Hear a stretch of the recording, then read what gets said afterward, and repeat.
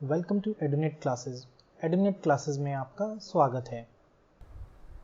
आज हम एक्सरसाइज 5.2 के क्वेश्चन 1, 2 एंड 3 करेंगे।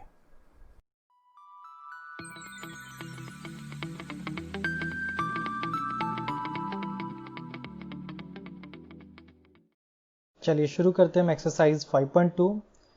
पहला क्वेश्चन क्या कहता है हमारा, fill in the blanks in the following table given that a is the first term, d is the common difference and an is the nth term of the AP। एक table दी हुई है जिसमें कि first term या पहला पद, सार्व अंतर, n का मान दिया हुआ है और हमें an की वैल्यू निकालनी है। तो चलो देखते हैं कैसे निकालना है इसको। जो भी हमें ब्लैंक पार्ट है उनको फिलअप करना है। तो सबसे पहले हम क्वेश्चन नंबर 1 के फर्स्ट पार्ट पर या ए पार्ट पे जाते हैं। इसमें देखो ए दिया हुआ है 7, डी दिया हुआ है 3, एन दिया हुआ है 8 और ए एन जो टर्म है वो ब्लैंक है, मतलब कि हमें ए एन टर्म निकालना है। तो चलो वैल्यूज को हम लिख लेते हैं। ए हमारा है 7, सार्व अंतर डी हमारा है 3, एन की वैल्यू दी हुई है 8 और निकालना है क्या है हमें, ए एन टर्म। तो ए एन टर्म या एनवे पद की अगर हम बात करते हैं तो एनवे पद का मतलब क्या है, जिसके लिए एन की वैल्यू हमारी 8 दी हुई है, मतलब कि 8वां पद निकालना है। तो ए एन मतलब हमें 8वां पद ज्ञात करना है।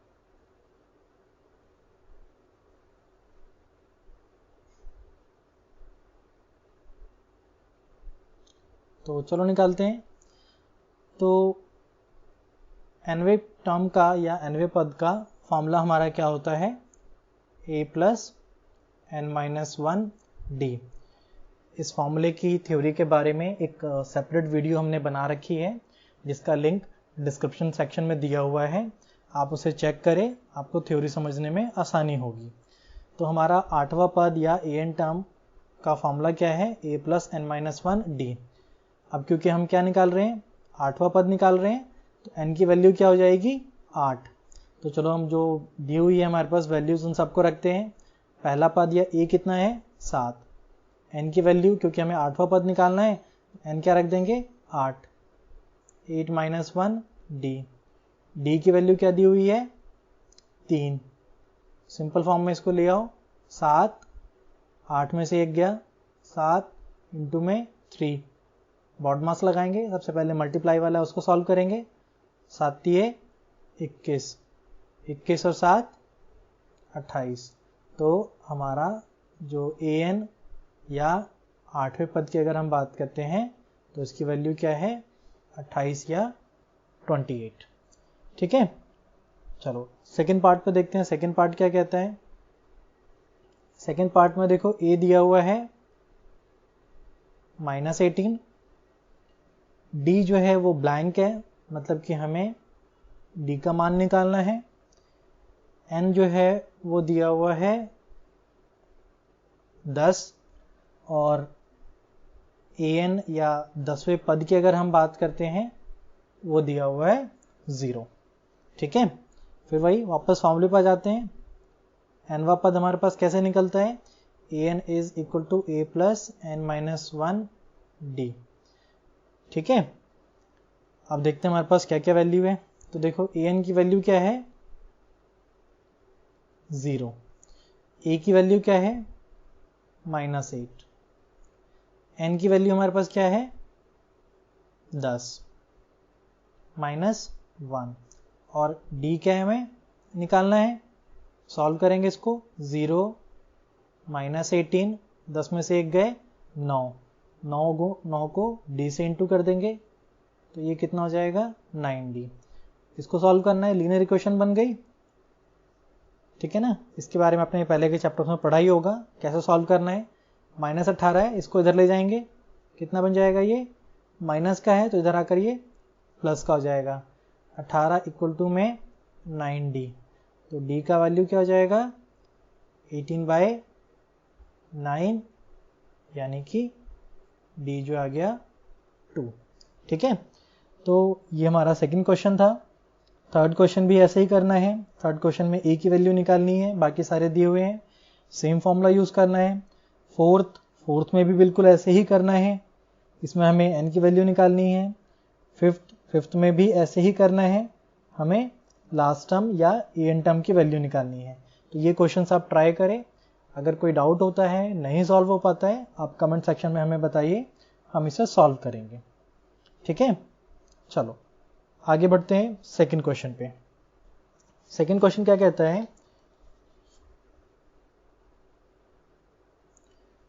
Choose the correct choice in the following and justify. एक क्वेश्चन दिया हुआ है और 4 बिल्कुल ऑब्जेक्टिव टाइप का या एमसीक्यू टाइप का आपको आंसर दिया हुआ है। और इसमें क्या कहता है कि 30th term of the AP 10.74 is. अब क्या हुआ है, एक एमसीक्यू क्वेश्चन बना दिया इसे, जिसके 4 आंसर है, 4 में से एक करेक्ट होगा।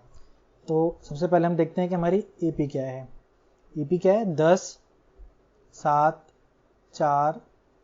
ठीक है, और इसमें क्या कहता है, हमें 30th टर्म निकालना है, मतलब कि A30 हमें ज्ञात करना है। A30 तो मतलब कि n की वैल्यू क्या होगी हमारे पास, 30। ठीक है ना, थ्योरी तो ये कहती है ना कि जो भी हम nth टर्म निकालेंगे या nवां पद निकालेंगे, उसमें n की वैल्यू क्या होगी, जो भी हमने टर्म निकालनी है। 30वां पद अगर निकालना है तो n की वैल्यू हो जाएगी 30, 25वां निकालना होता जाएगी n की 25। तो चलो अब इसमें अगर हम फर्स्ट टर्म या पहले पद की बात करते हैं, उसकी वैल्यू क्या है, 10। डी की वैल्यू कैसे निकालेंगे, डी तो दिया हुआ नहीं है, हमें फाइंड आउट करना पड़ेगा। डी निकालने के लिए क्या करेंगे, हम second term minus first term कर लेंगे। सेकेंड टर्म क्या है, 7, फर्स्ट टर्म क्या है, 10, वैल्यू क्या आ गई डी की, -3। तो चलो हम अपने फॉर्मूले पर आ जाते हैं। ए एन कैसे निकलेगा, a plus n minus 1 D. ठीक है, ए की वैल्यू क्या है हमारे पास, 10, n की वैल्यू क्या है, 30, और d की वैल्यू क्या है, -3। ये क्या हो जाएगा, 10 प्लस 30 में से 1 गए, 29 इंटू में -3, क्या वैल्यू हो जाएगी, 29 को 3 में से इंटू करेंगे तो 87। लेकिन देखो ये माइनस का है और यहाँ प्लस है, तो ये कितना हो जाएगा, माइनस हो जाएगा। तो 87 में से 10 गए, कितने बचे, 77 या 77। लेकिन बड़ा नंबर क्या है, नेगेटिव, तो यहाँ पर बड़े नंबर का जो निशान है वो आएगा। तो हमारे पास an या 30th टर्म की अगर हम बात करते हैं तो वो क्या आया, 77। तो करेक्ट चॉइस क्या होगी इसमें आपकी, जो आपका ऑप्शन दिया हुआ है सी। तो सी जो है थर्ड ऑप्शन, वो आपका करेक्ट चॉइस है। ठीक है, इसका सेकंड पार्ट भी ऐसे ही करना है। 11th टर्म निकालना है और नीचे 4 अलग अलग आंसर दिए हुए हैं, उनमें से चेक करना है वो कौन सा है। तो चलो देखते हैं इसको भी कैसे निकालते हैं। करना ऐसे ही इसको भी। आज सीरीज की है हमारे पास, देखो यहीं पर समाप्त होती है। -3, इसी तरह की वीडियोस और एनसीईआरटी सॉल्यूशंस के लिए -1/2, आप हमारे चैनल को सब्सक्राइब कर सकते 2 हैं। और and so अगर on। आपको किसी तो क्वेश्चन देखो में हमारे पास डाउट है तो आप कमेंट पहला सेक्शन पद में हमसे स्टार्ट पूछ कहाँ से हो रहा सकते है, हैं। ये इसके -3 अलावा से। हमारे फेसबुक पेज पहला का पद आ लिंक गया हमारे पास नीचे -3। डिस्क्रिप्शन सेक्शन में दिया हुआ है। नेक्स्ट आप निकालते हैं वहां पर कॉमन भी डिफरेंस। अपने डाउट्स और कॉमन डिफरेंस क्वेरीज फिर वही, पोस्ट कर सकते हैं। सेकंड टर्म में से फर्स्ट टर्म को माइनस कर देंगे। सेकंड टर्म क्या है, 1/2। फर्स्ट टर्म क्या है, -3। कितना आंसर आया, -1/2, माइनस माइनस क्या हो जाएंगे, प्लस हो जाएगा, बटे का है, फिर एलसीएम लेना पड़ेगा हमें। तो एलसीएम लेकर क्या आ जाएगा, ये 2 और 1 का एलसीएम क्या होता है, 2। ये एज इट इज -1 रहेगा। इसको 2 बनाने के लिए क्या करोगे, 2 से इंटू करोगे, 3 को 2 से इंटू करोगे तो 6 बन जाएगा। -1 + 6 कितना हो जाएगा, 5/2। तो हमारे पास d की वैल्यू आ गई 5/2। अच्छा, निकालना क्या था हमें? 11th term. तो क्या करेंगे? 11th टर्म निकालेंगे। 11th टर्म का फॉर्मूला क्या होगा? a प्लस n-1d, और n की वैल्यू क्या लेनी है हमें? क्योंकि 11वां पद निकालना है तो n लेंगे हम 11। रख दो वैल्यूज। a की वैल्यू क्या हो गई? -3। n की वैल्यू क्या हो गई? 11 -1। d कितना आया था? 5/2। कितना हो जाएगा? -3। 11 में से 1 गए, 10 बचा। 10 इंटू में 5/2। 10 को 2 से काट दो, कितना हो गया? 5। और 5 को 5 से गुना कर दो, कितना आया? 25। तो 25 में से 3 गए, आंसर क्या आया? 22। देखो कौन सा ऑप्शन है हमारा? ये ऑप्शन सेकंड या ऑप्शन बी। ठीक है, तो ये हो गया हमारा सेकंड क्वेश्चन। चलो आगे बढ़ते हैं थर्ड क्वेश्चन में। थर्ड क्वेश्चन क्या कहता है? इन the following AP find the missing terms in the boxes. एक समानांतर श्रेणी दी हुई है और डब्बे डब्बे इसमें बना रखे हैं। उन डब्बों को बेसिकली इन्होंने क्या कहा है? मिसिंग टर्म्स या पद इन डब्बों में क्या होगा वो निकालना है हमें। तो चलो शुरू करते हैं। Question number 3, first part. First part हमारा कैसे बना रखा है? 2, फिर एक डब्बा बना दिया, फिर लिख दिया 26। तो ये क्या है? एपी है। ये पहला टर्म हो गया। सेकंड टर्म में डब्बा बना रखा है, मतलब कि हमें पता नहीं है सेकंड टर्म। और थर्ड टर्म क्या दे रखा है? 26।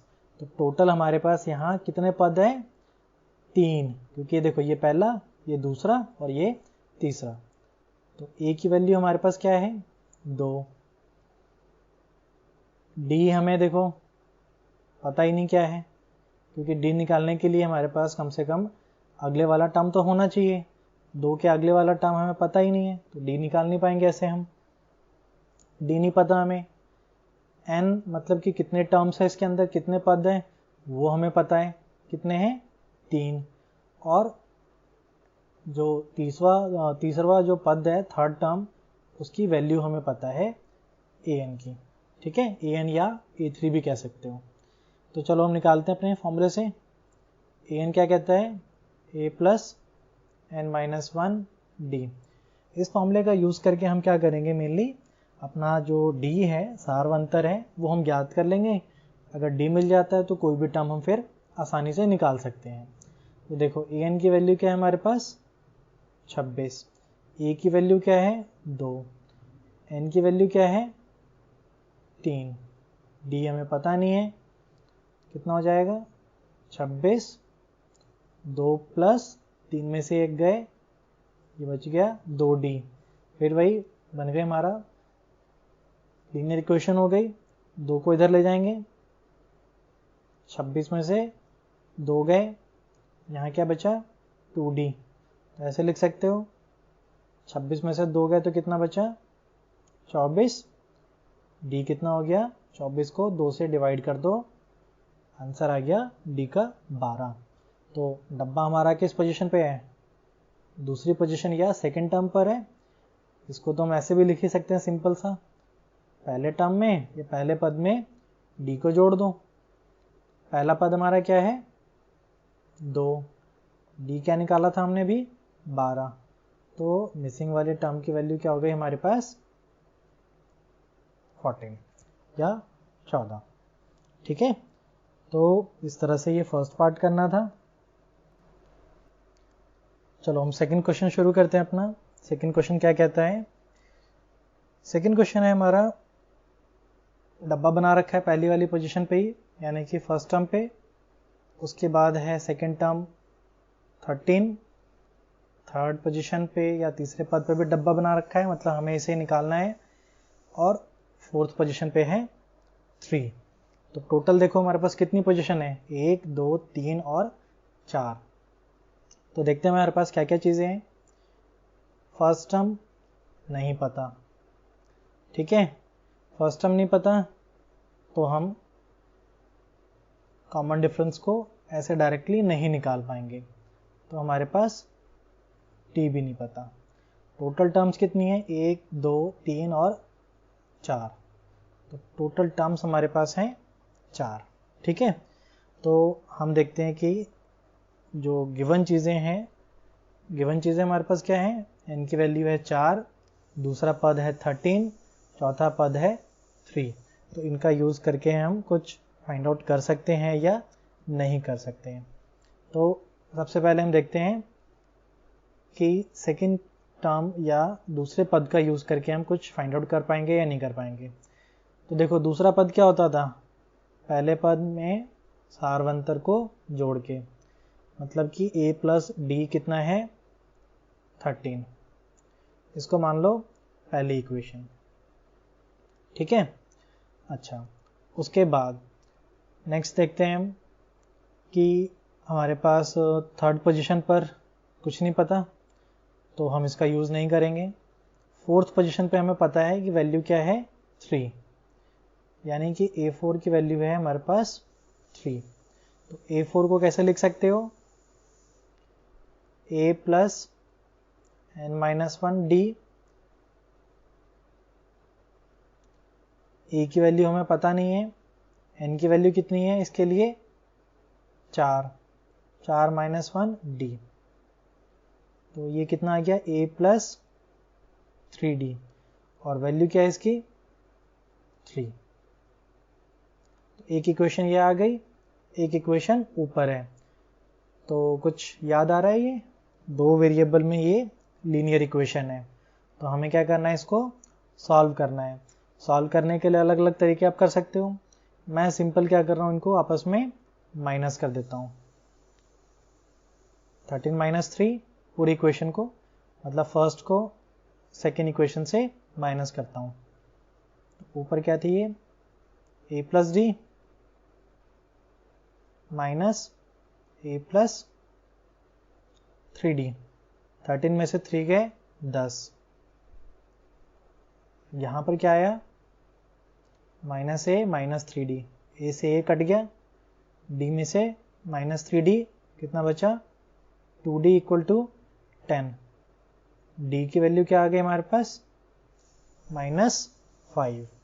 ठीक है, d की वैल्यू आ गई -5, तो हमें निकालना क्या था, फर्स्ट टर्म और थर्ड टर्म। तो फर्स्ट टर्म तो हम पहली वाली जो इक्वेशन है उसी का यूज़ कर लेते हैं, 13 is equal to a plus D, values रख दो, a हमें पता नहीं है, d की वैल्यू क्या है -5, सॉल्व कर लो, -5 इधर आ जाएगा, कितना हो जाएगा 13 प्लस 5 इज इक्वल टू 18। तो पहला टर्म आ गया। नेक्स्ट क्या निकालना है हमें, थर्ड टर्म। थर्ड टर्म की वैल्यू क्या होगी, simple a2 plus D, a2 की वैल्यू क्या है 13, d की वैल्यू क्या है हमारे पास -5, 13 में से 5 गए 8, तो ये आ गया हमारा एक आंसर, और दूसरा आ गया था हमारा ये वाला आंसर। तो अल्टीमेटली हमारी जो सीरीज़ है वो कैसे बनेगी, 18 देन 13, फिर थर्ड टर्म क्या निकाला हमने 8 और 3, तो ये आ गए हमारे आंसर्स। इस क्वेश्चन नंबर 3 में जो बाकी पार्ट्स हैं थर्ड, फोर्थ और फिफ्थ, वो भी बिल्कुल ऐसे ही करने हैं। कुछ क्वेश्चन थोड़े से लंबे हो सकते हैं स्टेप वाइज, बट करना इनको इसी तरीके से ही है। आप ट्राई करो, अगर सॉल्व नहीं होते हैं, कोई डिफ़िकल्टी आती है, तो हमसे कमेंट सेक्शन में आप पूछ सकते हो।